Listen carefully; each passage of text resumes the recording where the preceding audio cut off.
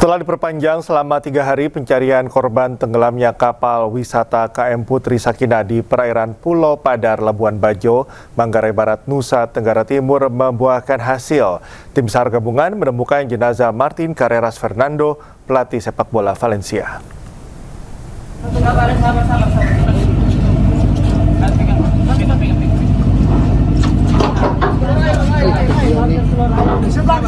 Operasi pencarian korban tenggelamnya kapal wisata KM Putri Sakinah membuahkan hasil. Pada hari ke-10, tim SAR gabungan menemukan satu jenazah yang diduga Martin Carreras Fernando, warga negara asing asal Spanyol sekaligus pelatih klub sepak bola Valencia Femenino B. Jenazah ditemukan mengapung di perairan Taman Nasional Komodo, tepatnya di antara Pulau Serai dan Pulau Rinca. Jenazah kemudian dievakuasi ke Pelabuhan Marina Labuan Bajo dan selanjutnya dibawa ke RSUD Komodo untuk menjalani proses identifikasi lebih lanjut. Sebelumnya, tim SAR gabungan telah memperpanjang operasi SAR selama 3 hari setelah tahap pencarian awal 7 hari belum membuahkan hasil maksimal. Ada mengambang di perairan di perairan Rica kurang lebih sekitar 1 nautical mile. Tepatnya di koordinat 8 derajat 36 menit 32.58 detik sera, 119 derajat 36 menit 32.22 is dengan jarak dari lokasi kejadian kurang lebih sekitar 1,13 nautical mile. Tim satu body bag diketemukan dalam kondisi meninggal oleh kapal KPJ 2007.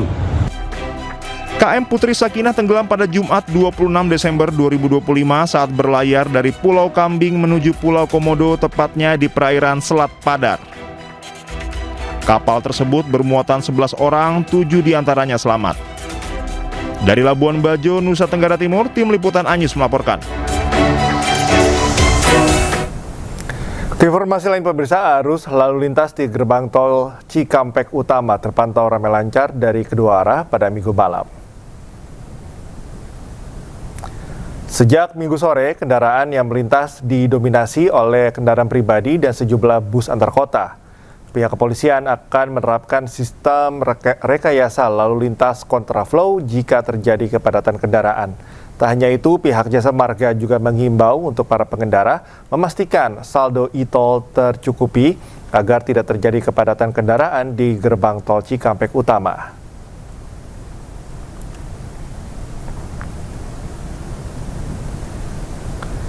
Arus balik libur panjang Natal dan Tahun Baru pada Minggu malam di jalur arteri Karawang, Jawa Barat kembali membludak dipadati ribuan kendaraan yang hendak kembali menuju Jakarta dan wilayah Jabodetabek. Rangkaian kendaraan dari berbagai daerah terus mengalir melintasi jalur arteri Karawang sejak Minggu siang. Arus lalu lintas terpantau tidak terputus dengan antrean kendaraan yang memanjang dan terus membludak. Kepadatan kendaraan paling terlihat di sejumlah titik rawan, di antaranya di pertigaan Pandey, Karawang Timur, dan kawasan Kelari. Panjangnya antrean membuat laju kendaraan melambat dan sesekali terhenti karena volume kendaraan dari berbagai daerah terus berdatangan. Untuk mengurai kemacetan, petugas kepolisian melakukan rekayasa lalu lintas. Sejumlah kendaraan diputar arahkan ke bundaran terdekat agar arus tetap bergerak dan tidak terjadi kepadatan yang semakin parah.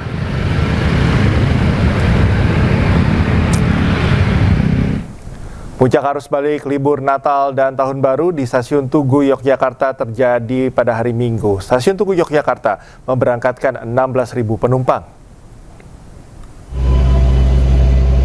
Penumpang yang turun atau tiba di Stasiun Tugu Yogyakarta mencapai 10.000 penumpang.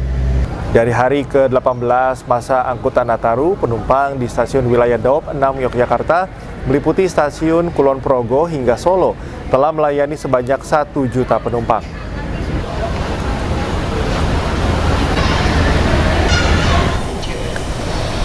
Sementara kepadatan terjadi di Stasiun Pasar Senen, Jakarta pada hari terakhir libur Nataru. Berdasarkan data dari KAI Daop 1, jumlah kedatangan maupun keberangkatan penumpang di puncak arus balik Nataru 2026 pada Minggu sore telah mencapai 15.000 penumpang. Angka ini menjadikan stasiun Pasar Senen sebagai salah satu stasiun terpadat selama arus balik libur Nataru. Diperkirakan jumlah kedatangan penumpang dalam arus balik Nataru ini akan terus meningkat hingga Minggu malam. Hingga Minggu malam, suasana arus balik di Terminal 1B Bandara Soekarno-Hatta terus dipadati ribuan penumpang yang baru tiba dari berbagai kota besar di Indonesia. Penumpang yang tiba didominasi dari 5 kota besar seperti Bali, Medan, Makassar, Surabaya, dan Yogyakarta. Berdasarkan data pengelola bandara, lonjakan penumpang arus balik terjadi pada hari Minggu sejumlah 189.000 atau naik 35% jika dibandingkan hari biasa. Dengan rincian 104.000 penumpang datang dan 85.000 penumpang berangkat, jumlah pergerakan pesawat tembus 1.198 penerbangan.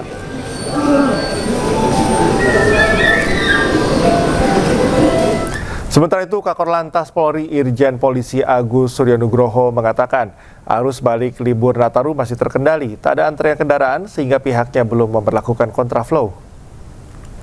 Dengan arus balik, jadi hari ini arus balik tanggal 4, tetapi flow-nya tidak terlalu signifikan ya. Jadi kalau dilihat dari proyeksi yang keluar Jakarta itu 2,9 juta, yang sudah keluar tadi pagi itu 96%, mungkin malam ini hampir 100%. Jadi hampir 100%, sehingga puncak arus di arus balik ini tidak terlalu signifikan dan Korlantas Polri dan stakeholder tidak melakukan kontraflow karena memang rasio daripada traffic accounting, parameter-parameter harus dilakukan rekayasa lalu lintas kontraflow belum sampai. Jadi belum sampai 5.500 1 jam berturut-turut belum sampai, sehingga tidak kita lakukan kontraflow. Namun demikian, Korlantas Polri atas perintah Bapak Kapolri kaitannya dengan KRJD, semua lini sasaran daripada operasi kita pantau, baik di pelabuhan, baik di tempat wisata, baik di jalan tol, jalan arteri, semuanya. Ke informasi berikutnya, pemirsa, Badan Meteorologi, Klimatologi, dan Geofisika atau BMKG mengeluarkan peringatan dini adanya gelombang tinggi. Gelombang tinggi berpotensi terjadi di beberapa wilayah di perairan pada tanggal 4 hingga 7 Januari 2026.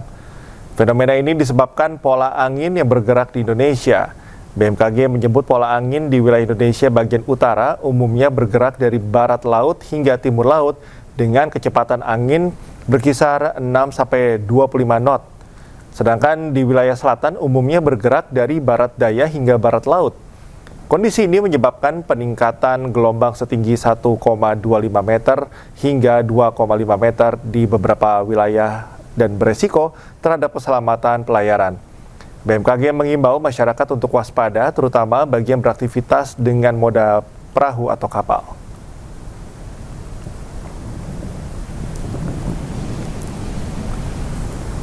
Petugas berjibaku pulihkan aliran listrik untuk masyarakat di Pantai Cermin, Kabupaten Aceh Barat. Informasi selengkapnya kami hadirkan usai jeda, tetaplah di iNews Pagi.